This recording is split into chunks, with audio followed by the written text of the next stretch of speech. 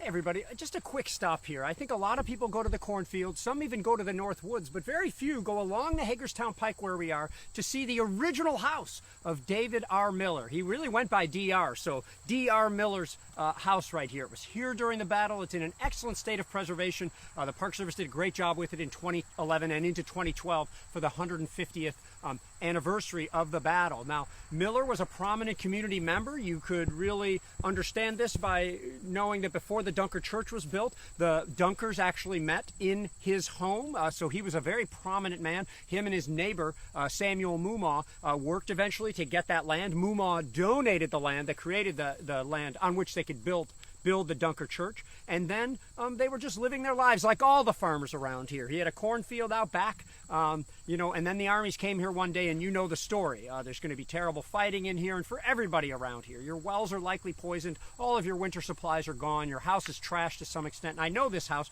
suffered some damage. Chris is going to pull up a photo, Alexander Gardner photo. I've never been sure if this is into late September, if this is on his early October trip, but either way, it's right after the battle, and you can see a little bit of battle damage actually on the house itself, and you can also see that that house is in just a great state of preservation when you compare it to the photo. I don't know if we're able to switch back and forth at all. Oh, he's moving up for a better then and now here when you see it. So the Park Service has done a great job, and this is a great way to help understand both the civilian experience and otherwise. Now, one thing I want to show, if I can find the picture here, is that if you can zoom in on the original glass plate here, you can see some of the members of the Miller family. Would appear to be 5 children sitting and standing on the porch here. I'd like to focus on the 2 girls on the porch here, one of whom has her head shaved, not a very common thing. I've heard some people wonder whether she had lice or something like that.